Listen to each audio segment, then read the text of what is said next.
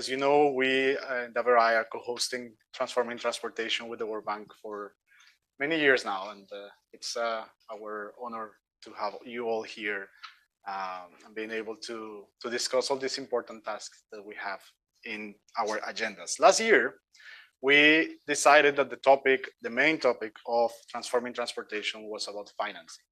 And this year we move towards driving change and delivering solutions, because we think, of course, that we need to deliver on the ground. We need to be able to build things and show them, and being able to show people that things can happen, transformations can happen. And the reason, of course, we need to have, again, a topic or a panel on financing is because even when we discussed a lot about it last year, we know that without money, we cannot really deliver those solutions on the ground. And some analysis that we have on our hands show that actually there is a need of financing of 15 trillion in infrastructure. Most of it, it's actually coming from the transport systems. And in a world where still 2.5 billion people is still to move to cities, to urban areas, and where 3/4 of infrastructure is yet to build, we need to find the money so we can really answer the question of how these people is going to live in our cities. In Latin America, where most of the cities have been urbanized already, we know it's been quite disorganized. And we don't want that to happen in Africa and Asia, where we still have the opportunity to organize in a better way our cities. So finding the money, it's quite relevant right now. And of course, there are some analyses that IFC has done where they stand that 60% of the money that is needed could come from private sector. So that's something we need to also analyze and understand how it's going to happen. Today, we have an amazing panel. Before introducing our panelists, I would like to introduce our keynote speaker, who is going to talk to us about some transfer financing needs and mechanisms in a country like Sri Lanka, efforts in transitioning to green growth, country climate transitions, and challenges in achieving this, and how other financing sources can be of assistance. Before giving the word to him, at the end of the session, we will have some space for some questions. So if you can start thinking from now, what would you like to know from your panelists, please start doing so. I hope we have good enough time for asking, but we'll see how the time goes. So I invite Professor Kapila Pereira, Secretary of the Ministry of Transport, Highways, Ports, and Civil Aviation of Sri Lanka, to please join us and give the keynote speak.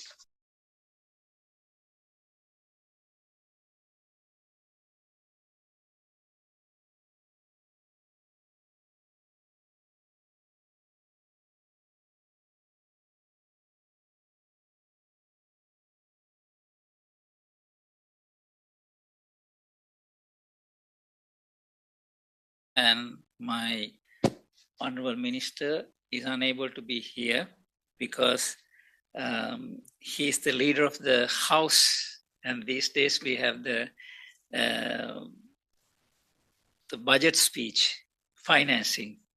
The finance in the entire country is being debated in the Parliament of Sri Lanka until 21st of this month.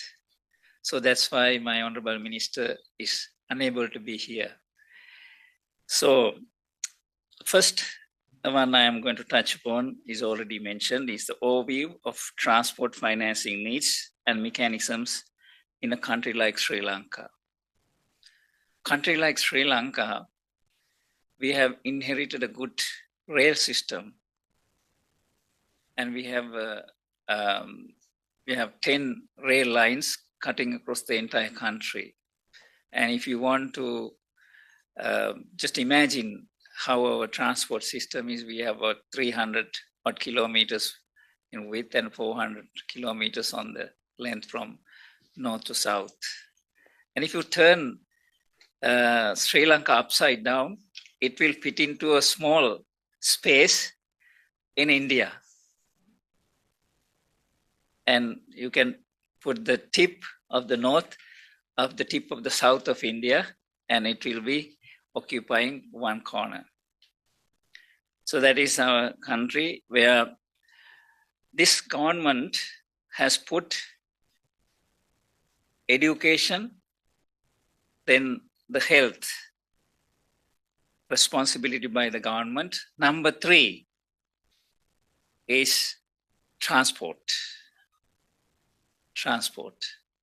So over the years, we have the land transport, and we have transport on water, sea, and transport in the air. So first time, we have put all 3 under one umbrella. Responsibility is in the Ministry of Transport, highways, that is land, ports, and aviation. It's civil aviation.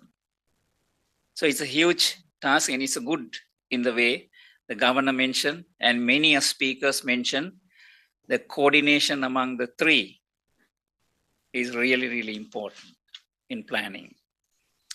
So we would like to continue improvements in the development of transport sector, and it's a priority for the sustainable socio-economic growth in the country. So that is no argument. Nobody will argue on this one. So yesterday, today, and over the few days, we will hear how important the transportation is, be it land, be it sea, be it air. So transport infrastructure and capacity building is what we need financing for.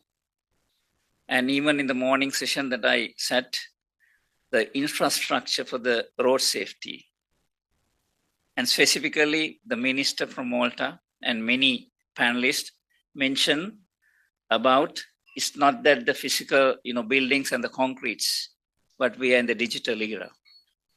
Digitization of all the processes, where we need a huge investment, financial investment.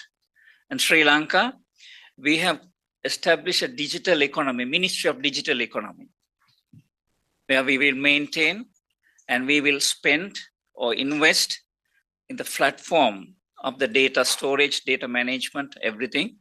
And on top of that, each entity, each sector will build their own towers rather than investing individually, so that it will fit into the unique needs or the unique processes in each sector, be it agriculture, be it transport, be it health, be it education, be it urban development, anything. So that's where we are going to bank on. We need financing. Then also the identification of the need for expansion and upgrading of the road network to facilitate the planned, I repeat, the planned economic and social development goals, taking into consideration the sustainability of the environment. You can't destroy the environment, and you need to have lots of concerns for the environmental sustainability. So not only the land transport, the rail transport, that is the highways, roads. So we have about 117,000 road network kilometers, of which we have about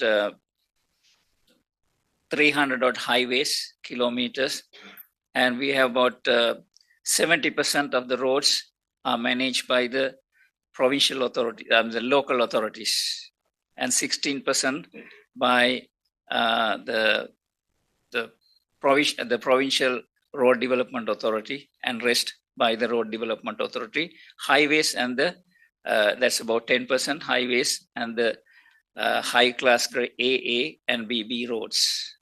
So that is about 10% of that 117,000. We have a rail network of about 1,500 kilometers. We have 10 main lines covering.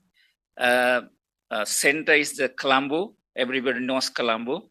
From Colombo, southern coastal and northern line, and we have a central line, and then we have a line for the east, and we are going to expand, connect the east that are not connected in the future. That is where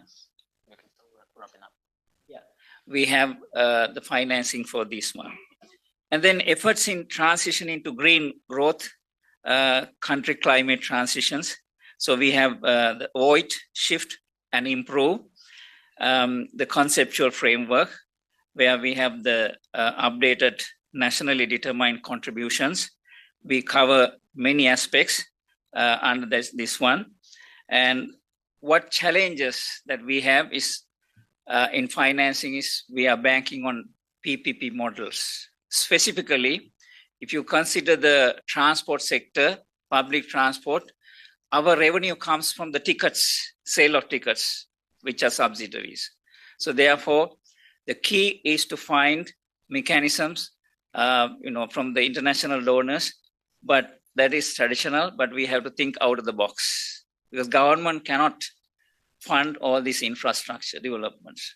So what I think is that we will have the national plan and we invite people, we create the, estimates and the rates, but we, international standards, we know the rates and the cost estimates, and we will invite the public consortiums, the private consortiums to fund, and we have examples already, and also maybe the build, operate, and transfer model, where we will not require government bonds, sovereign bonds, which we require the dollars, the foreign direct, dollars for the other sectors.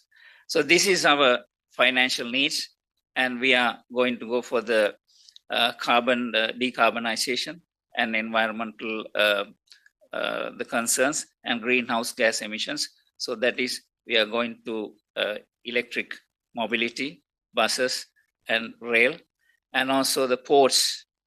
We are into minimizing the greenhouse gas emissions. So overall, we are an island nation, but we would like to see what is out in the developed world. We come here, we experience, we see the world. We also want to make sure that the people in our country also will get these benefits, even the children of our nation in the future. Thank you very much. Thank you. Thank you so much, Mr. Kapila Pereira. I really like the fact that in many things that you just said, if we take Sri Lanka out of your speech and we put any other country, actually it fits in many places. Multimodality and how this is a topic that is cross-cutting in many other sectors, not just transportation, but how we can connect dots between all those and how important it is. So thank you so much for setting the tone, for our next conversation. I would like to introduce our panelists, Ms. Tara, Additional Secretary for the Ministry of Housing and Urban Affairs in India, Robert McGuckin, Executive Director for P4G, Marcio Hanas, President and CEO of CCR Mobility Brazil, and Sherry McGrath, Vice President of Sustainability Element Fleet Management. So I would like to start with the first topic, where we can discuss a little bit on the need for green growth in lower and middle income countries and the associated challenges. I would like to start with you, Ms. Tara. I was a practitioner myself too previously, and I know how hard it is, the discussion on finding resources, where it should be allocated, and how to really do it. So what are the challenges you have faced in financing the public goods, such as mass transit corridors, public spaces and parks, non-motorized transport facilities, not only for the upfront investment, but also for the long-term sustainability of these public goods? Thank you for inviting me. I think first of all, we have to understand that public goods are public goods. Means it has to be used by the public. There might be a direct revenue correlation to it. They may not be, and mostly it is not there. So what do we do to take care of this scenario? For example, what we did I was Ahmedabad Municipal Commissioner, and I worked as, I'd been part of the master planning team, a nodal for the master planning of Ahmedabad city. See, the money has to come from the cities. Today, if there is money, it is not, you don't need to go to other places, but you have you have to reap the dividends of what you do from the cities. Maybe upfront you need a little bit of hand holding. I'll explain it a little bit. When we did the BRT, I was the project director of BRT of Ahmedabad. When we did the master plan, we put 200 meters on either side of this corridor as a transit oriented development. We gave higher FSI and we allowed the densification to happen. And this has plowed back. The money we have already spent on BRT, at least 50-60% of the money has come back into the city. So what did we do? We said, okay, now you have the BRT. On these nodes, we allow a densification. Again, when you densify, urban land is as good as what you can build on it. If there is a piece of land in the center of DC and if there is nothing to be built on it, it cannot be sold. Every bit of land gets sold only how much built form it can yield in an urban space. So understanding these dynamics, bringing in more built up space on the transit corridors instead of going for last mile connectivity could be a solution to look at. So we looked at it and we have brought in the concept of TOD and we have now started getting money back. And in that also we nuanced. If somebody is constructing, say, we are giving 4 FAR on the transit corridors or 4 FSI as you call, whatever. Now that is 400% on a plot. We said that we sell it at 40% of the circle rate, the rate which is determined by the government. But if you build a house which is smaller than 60 square meters, built up area, which means it's a middle class, lower middle class, and 30 square meters, then we don't sell the extra floor space. We only give 1.8, 180 as the free FAR. Above that, 220 comes at a payment. And that payment was made as 40% of the land cost per square meter. We nuanced it and we said, okay, if you're building a smaller household, then we only charge you 20%. So this, I must tell you, today, if you go to Ahmedabad, I don't know how many of you have traveled to Ahmedabad, you would have seen that you don't see many slums. This whole policy is yielded to a private sector supply of around 0.3 million households. Government can do 30,000 households from its money. By another thing, you see the ring road of Ahmedabad, totally a public-private partnership. See, when you improve a land, this is exactly what we call land value capture. When you improve a land, the land appreciates by 5 to 10 times. But at least you can calculate it to be appreciating by 2 to 3 times. And that gain what a private sector person gets, you can have a betterment levy of almost 50% of it and take it back. This is what the story is all about. How are we going to mobilize the money of the citizens into the city infrastructure by creating profit for them? That's the game. That's how we do things. Thank you so much. Thank you so much, because I think that's a great conversation that actually Robin can help us in terms of these private partnerships that also Mr. Tara was mentioning. P4G has supported green growth across many sectors already. And this has helped achieve some global goals by the ones that we have for 2030. So could you expand on why a development approach considering country climate transition and green growth is essential in today's day and age? Yeah, thanks so much. Well, I think we just heard the answer to this question. It's planning. Planning is fundamental. And I don't know how many of you here are urban planners, perhaps. People who work in finance or engineering, all are trained in project management. And when it comes down to planning an economy, you do have to make your 5-year master plan and then stick with it. And that's simple, that's just simply the way. And everybody who works in finance, everybody who works in engineering knows this. And it can take years. It takes years to develop infrastructure, and infrastructure can become then, as it ages, a stranded asset.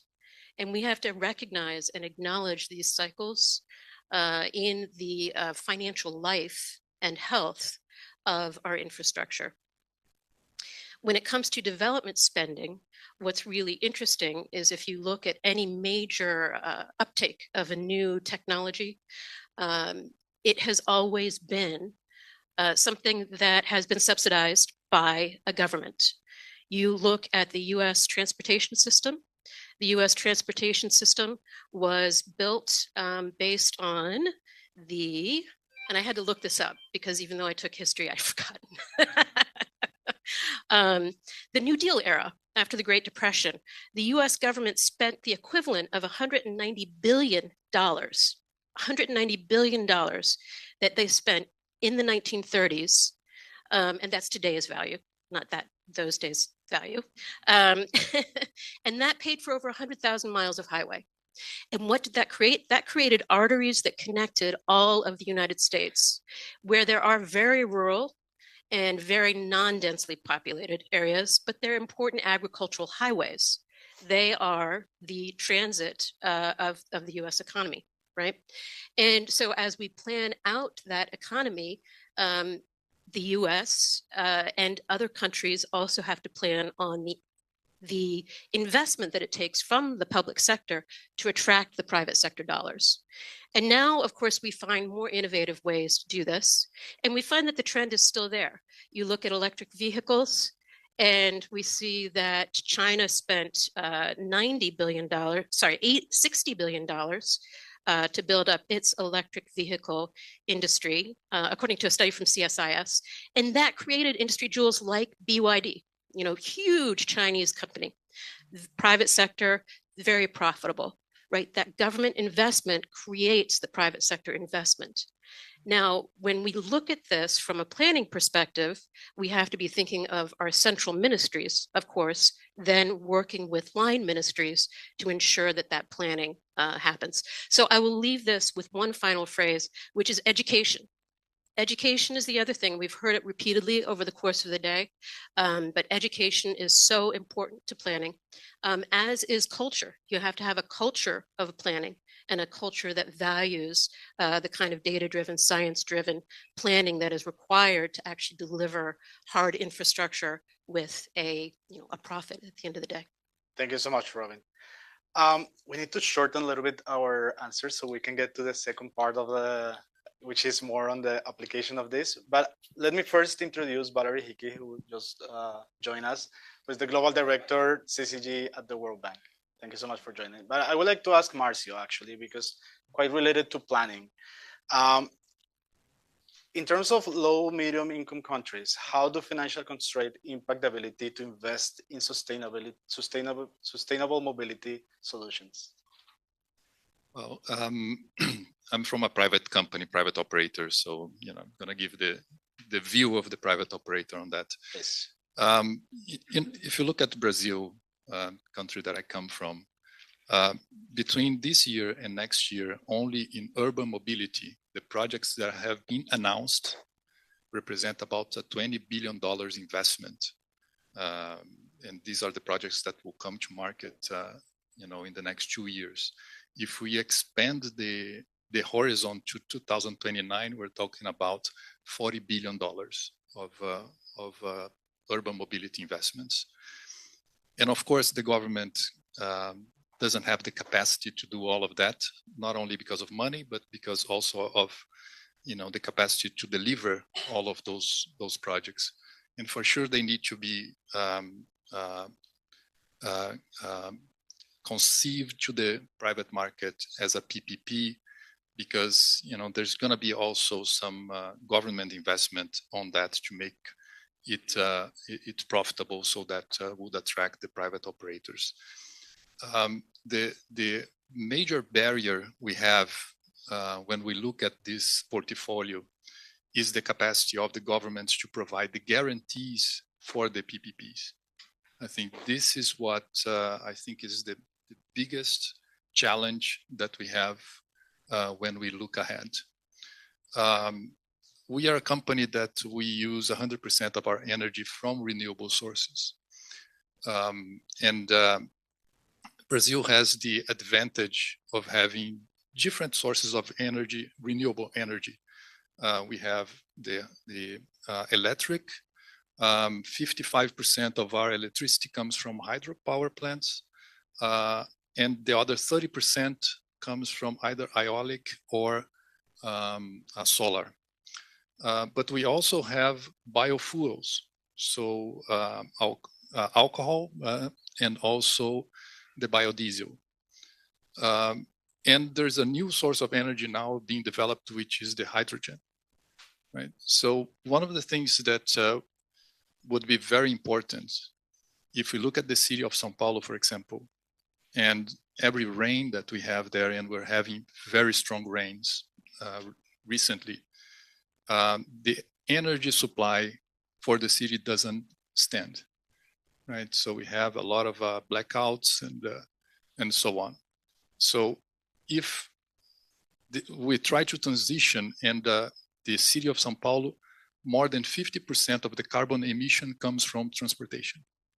So if we want to transition from that, and we put renewable energy to move transportation, if we move everything to electricity, the infrastructure of the city does not stand, right? So there's going to be a right mix of which kind of renewable energy is more suitable for which model of transportation. And I think that we have to define that, so that the financing, when we define the financing, the incentives in the financing, it should be targeted to that kind of renewable energy. Because as a private operator, if I'm going to participate in an auction, I'm going to go to the cheapest one, right? Yep. Not necessarily the right one for the whole transportation segment. So if we can allocate and for example, say, rail transportation, hydrogen is the solution for that, right? Not because it's the cheapest, but when we look at the right allocation of capital in each one of the energy sources, rail is the one that is best suited for hydrogen. And maybe cars could be alcohol, and maybe buses could be electric, and so on. But if we define that prior to doing these auctions, as we're going to do a transition, an energy transition to a low carbon emission, and these investments are for 20, 30, 50 years, ideally we should do the study first, so that the incentives comes in the right way. Thank you, Marcio. And so I want to keep on the private sector, and we heard a little bit on the low and medium income countries, but Sherry, you coming from the developed country and working in a developed country, what are the incentives and benefits of sustainable development, and how you can compare this that we just heard? Yeah, hello everyone. I work at Element Fleet Management. So we're the largest publicly traded pure play automotive fleet manager in the world. And we had a great opportunity to partner with the IFC, who's here today, on some financing in Mexico. So in terms of your question, sustainable development in Mexico's private sector offers, I think, strategic advantages. So one of which is economic resilience as well as profitability as you think about sustainability initiatives, because you're hoping to enhance those operational efficiencies, whether it's energy efficiency, could be waste reduction, the adoption of electric vehicles, and then also better access to capital as investors are, continuing to prioritize climate action. And a big word I think we'll probably hear this week is resilience. What can we really do on that front, whether in the private sector, government, et cetera? Resilience, I think, is really key. Thank you, Sherry. And to close this first round, Valerie, welcome again. And we know this week is super packed of many things. So yes, I apologize. Thank you for making it. No, we all know it's very difficult agenda. So would you like to please expand on why climate-led development approach is critical and the associated challenges in pursuing that kind of approach? No, thank you. And it's hard to follow Sherry since she did this in a minute, which was amazing. You know, I think working in transportation is working at the forefront of one of the greatest challenges we have today in terms of trying to find win-wins between development and climate. Because we all like to have access to transportation, but we also know that transportation infrastructure and assets are responsible for enormous land use change, which is driving up climate change, and is responsible themselves in terms of the assets for emissions. And so this to us is one of the spaces where there is huge potential upside, but that right now we're in fact seeing an awful lot of the downside when it comes to grow now, clean up later. We see this in air pollution today. The data came out in terms of the most polluted cities in the world, and most of them are heavily polluted in part by transportation. So I think the two things we need to think about in terms of trying to find those win-wins. One is, how do we make sure when it comes to transportation, we're building incentives, including price point incentives, because it is so critical, to move towards cleaner technologies and cleaner assets and cleaner infrastructure. And, you know, we've been doing that in countries like Nepal, simply changing the import tax on vehicles so that it's cheaper to buy electric vehicles does change the composition of vehicles in the country to the point where 80% of new cars or secondhand vehicles bought in last year were electric vehicles because it's cheaper. So incentives matter. So that's one piece of the climate-driven development, is figuring out how to create the incentives and provide the information to drive a move towards cleaner transportation. The second piece, which we don't talk enough about, there's a lot of talk in the adaptation side of the climate change problem. How do we deal with worsening weather? Tends to be focused on how do you safeguard individual transportation assets? How do you make sure a road doesn't wash out in the next flood? And that's super important and interesting. What we're not spending enough time is thinking about the transportation system. And I think we've all had experiences. I was in Bujumbura in Burundi last year. There was a small rock slide. There's one road that goes into the city. That rock slide meant that all economic activity in that city was locked for days until that landslide was cleared. But nobody's thinking about the redundancies in the cities. And when you think about whether that is worsening, we have to figure out how to safeguard those assets, thinking about it from a systems perspective, not just from an individual transportation and infrastructure asset perspective. So those are the places where we need to start thinking about how do we find the upsides so that there can actually be climate and development wins in transportation. Thank you so much, Valerie. And I think with that, we can close the first topic, which are challenges, right? And we need to move to the actual topic of this conference, which is solutions. But I will ask you to please be as succinct as possible, please, because we really want to hear from the crowd. As you can see, there is people even seated on the floor, which is amazing that we have this amount of people here. So we want to hear their questions too.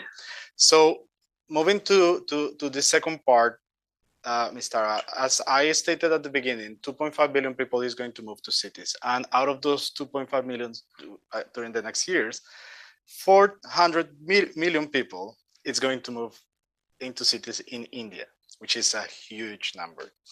That transformation really means that the public sector has to make a significant contribution, but also the private sector. So the question here is, what is the government plan to incentivize and attract this private money to come to this specific topic that it's so important?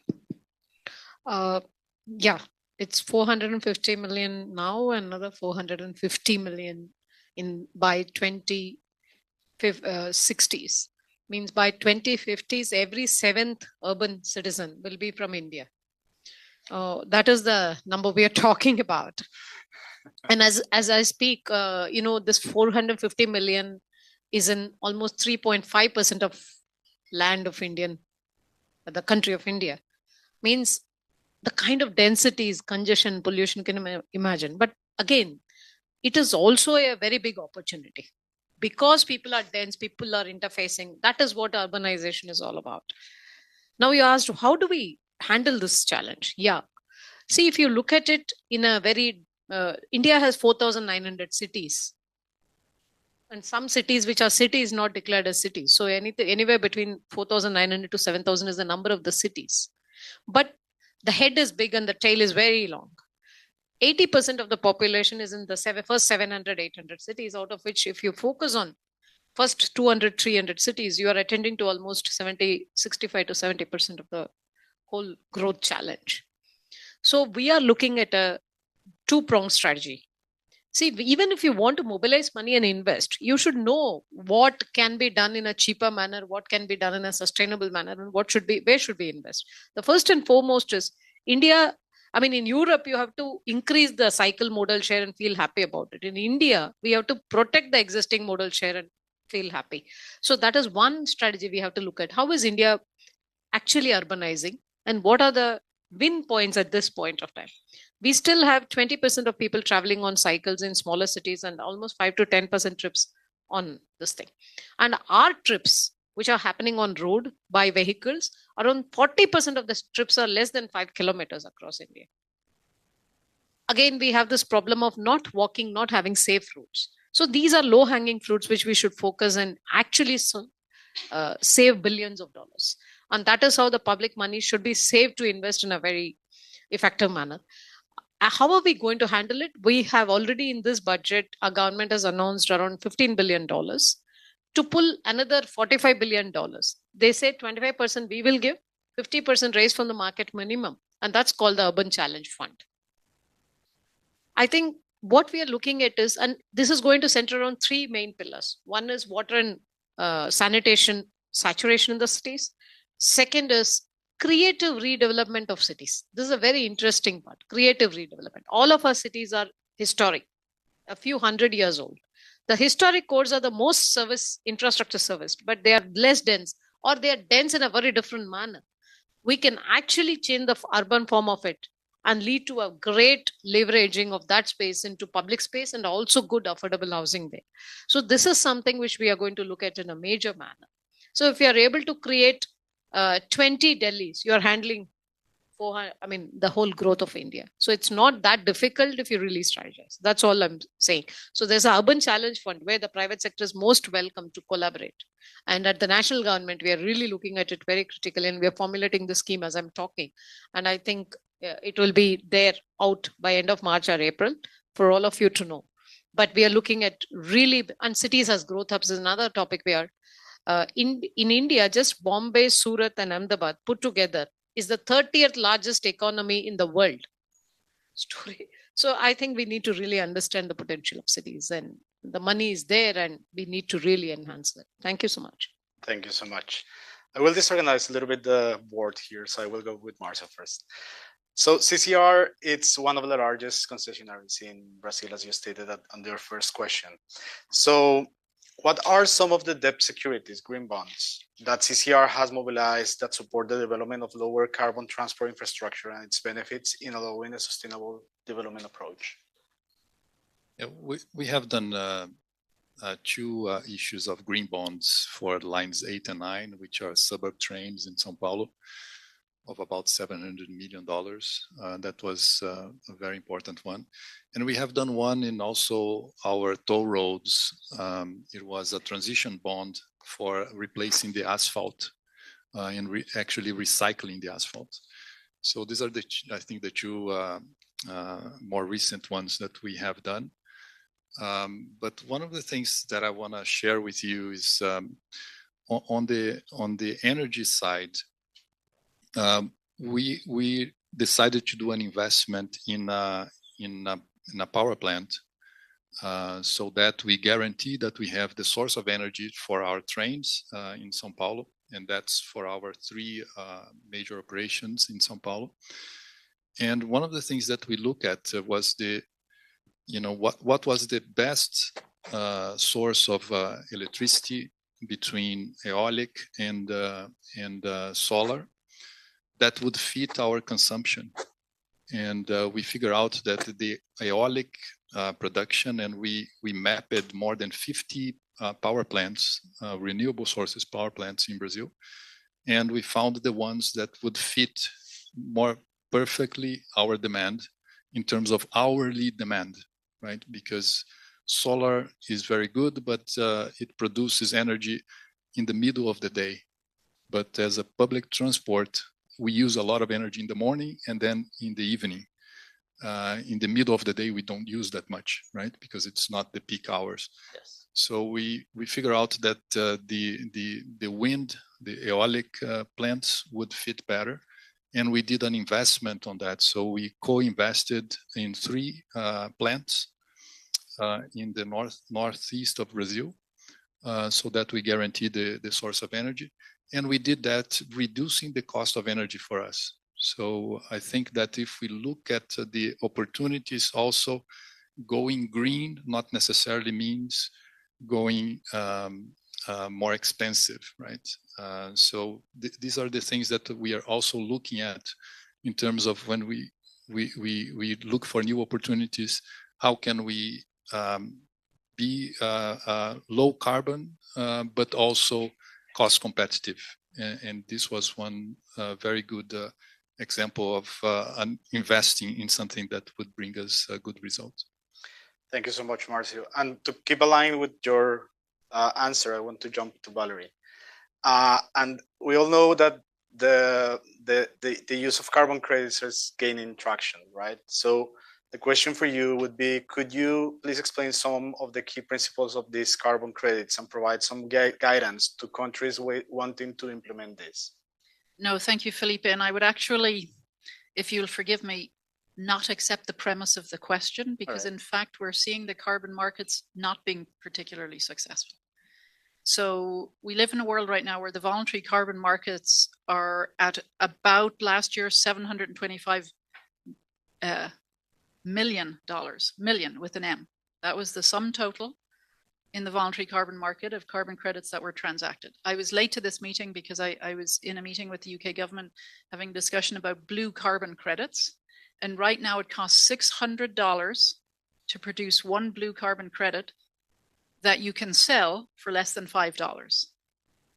Markets don't work when it costs you an exponentially larger amount to create a good than someone's going to pay for it. Compliance markets, on the other hand, domestic compliance markets or regional compliance markets like in the EU are transacting at a much higher rate. They're transacting about $100 billion a year, but even that is not a lot of money.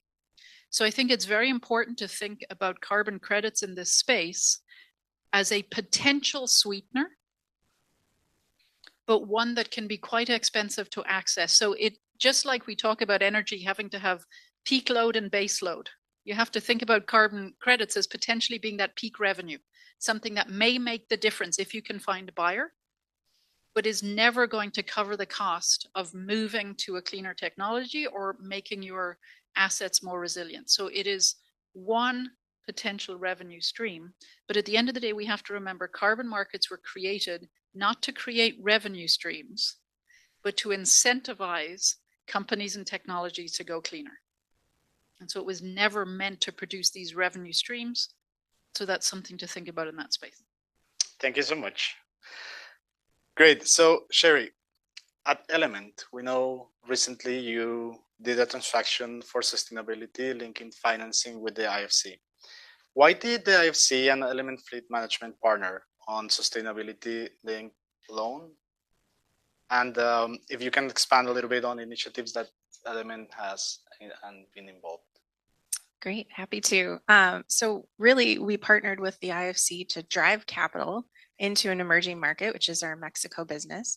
And the premise of the sustainability-linked financing mechanism was that we would use the money to purchase electric vehicles for our clients and related charging infrastructure funding.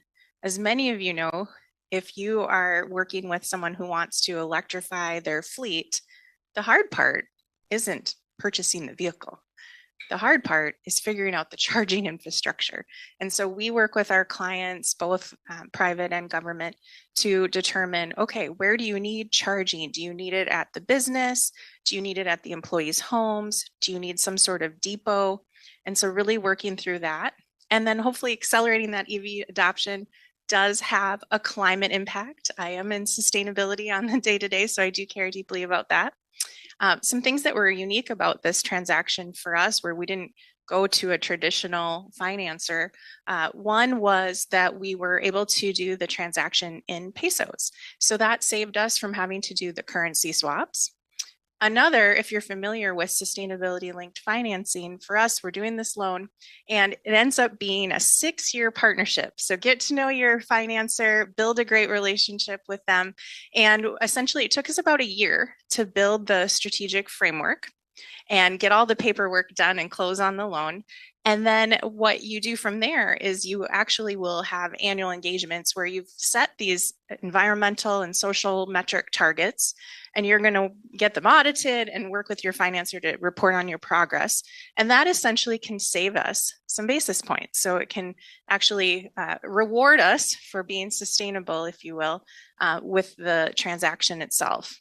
And then part of the question was around, kind of effective practices. What would you do differently next time? And for us, I think when you're working on that framework, really making sure that it's broad brushstrokes so that you can quickly pivot and do additional financing instead of making really, really, really specific. That's one of the things we learned that we'd probably do differently next time. And then one of the things we did do was a strategic envelope approach. So we have an initial drawdown of financing that we can do, and then you can actually expand on that amount over time, which I think is really nice. And it's something you've already got built into the transaction and all of the paperwork. So it saves you on that front as well. Thank you, Sherry. And finally, Robin, for our questions with the crowd here. So you have helped a lot of early stage business, right? And entrepreneurs, and I think that's a bit different to what we have heard so far. So it would be good to have your perspective on what are some of the success factors in making these businesses invest ready, and what type of financing solutions can they access, and what do you think is the role of innovative startups in supporting this climate transition? Yeah, thanks so much. Great question. So P4G, we have set up national platforms in each one of our member countries. And those national platforms have a Ministry of Planning representative, a core ministry representative, as well as an industry association representative. And they work alongside our startups on exactly the kind of issues we're hearing today. And what we do is we actually fund our startups to work with an NGO or other experts to actually understand the policy and marketplace hurdles to their business case. Because if there's one thing we know, that even though the past predicts the future, and even though planning is critical, no plan survives impact with the marketplace. We all know that. So being able to study that live with your key innovators like Sherry, who are working on this transformation, albeit perhaps initially at a small level, these are your initial pioneers in the marketplace. They are pushing the needle forward, or the arrowhead, whatever analogy. And that is the critical information that needs to be passed between the public and the private sector so that there can be concurrent learnings on what policy measures can, as quickly as possible, affect change and get companies like Sherry's company up and running. And with this approach, we've been able to help some startups really make a big difference. Bazigo from Kenya, I think Jit is here. I don't know if he's in the audience right now, tomorrow. They recently closed a $42 million Series A close. So you think of startups as MSMEs. Many startups will stay MSMEs, and that's okay too, because small businesses drive our economies. The ones who do make it, the ones who do become really big and big stars, that's great too, because those are the ones who will transform our economy. And we need both, and we need them working alongside our policymakers. Thank you, Robin. Thank you so much to our panelists. I would like everyone to just thank them as well, because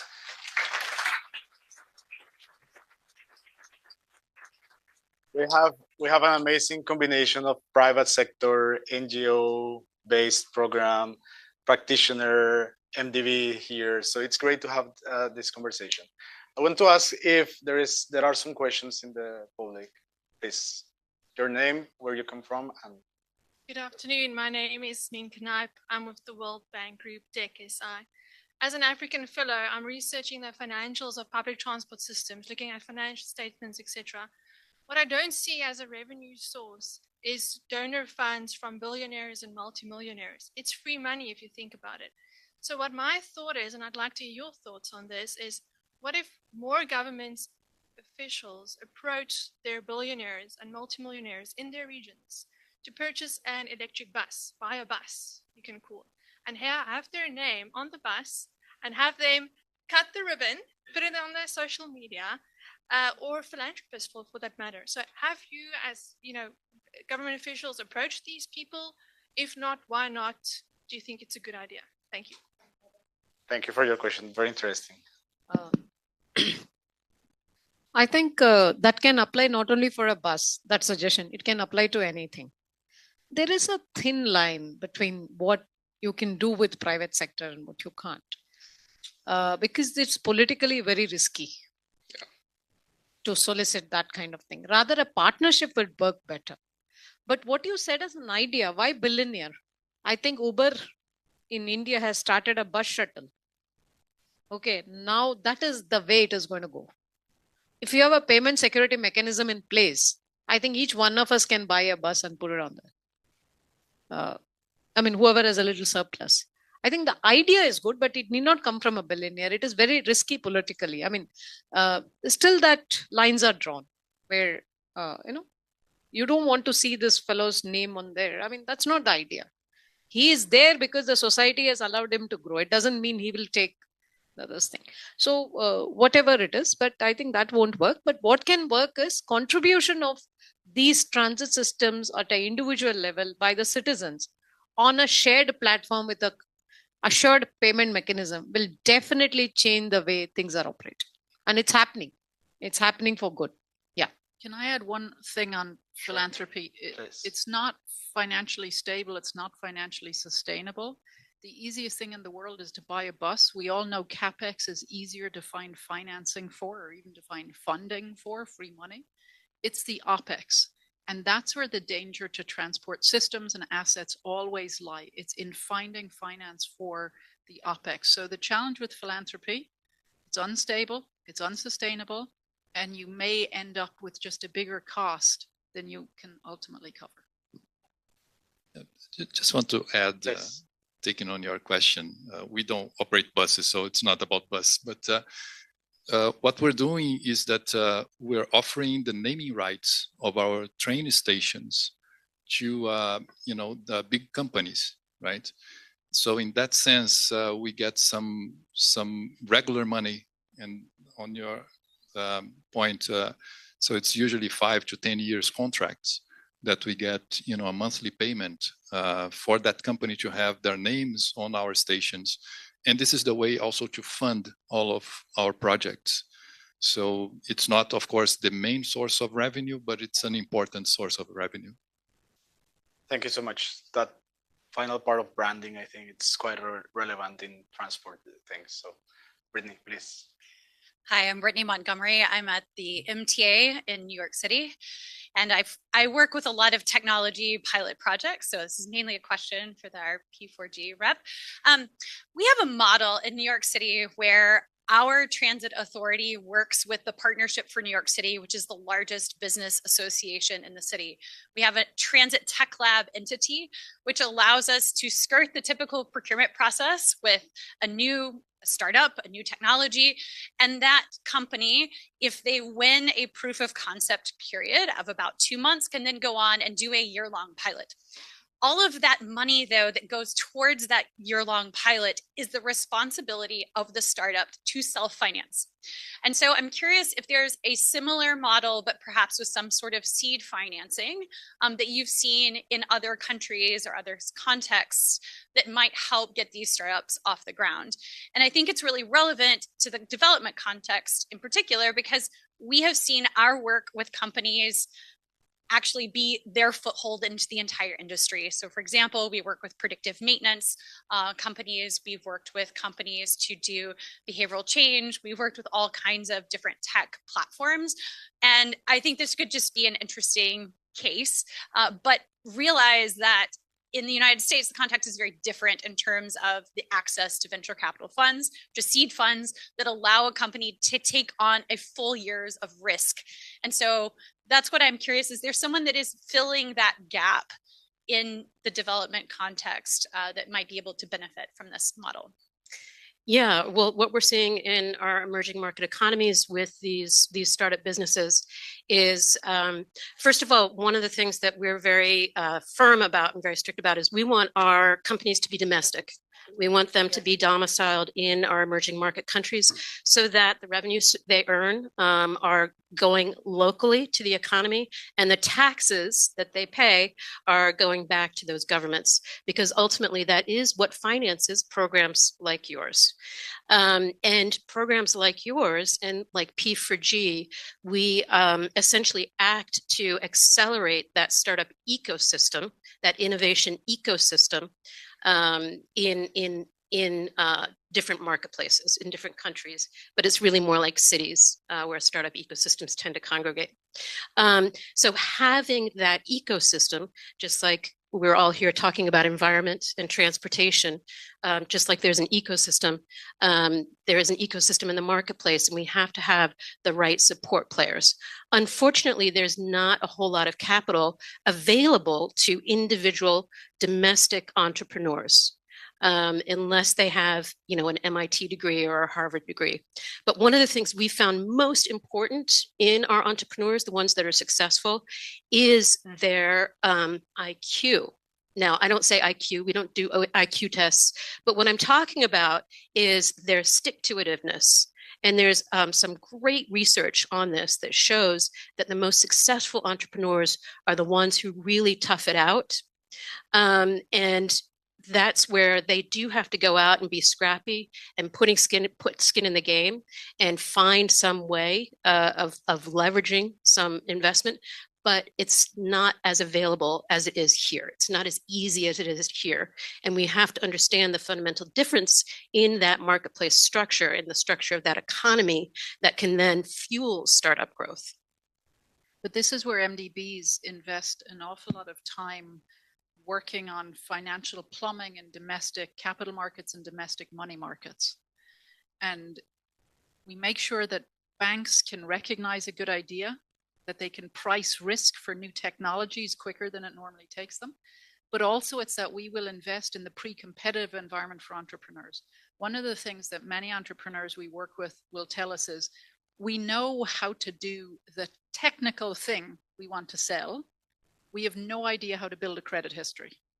And when you're talking to your local bank to get a loan, they're not going to understand the technical thing most likely, but they understand credit history. And so this is where an awful lot of the time we need to shift a lot of our investment into that pre-competitive space to build up credit history, build up business planning, so that those entrepreneurs who have the technical IQ can learn the financial IQ to tap into their local money markets, because there is lots of money in countries. It's just not often going to those places where we want it to go.